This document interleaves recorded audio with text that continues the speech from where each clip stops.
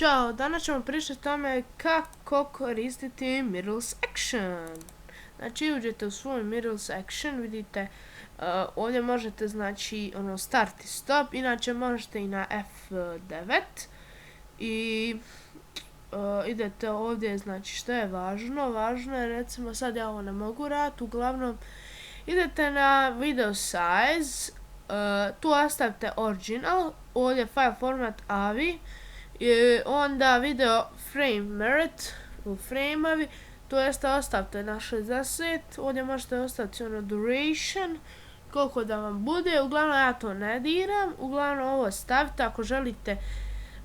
znači ja ovo stavim i stavite mikrofon ukoliko želite, onda idete, znači ovo znači vam nije bitno,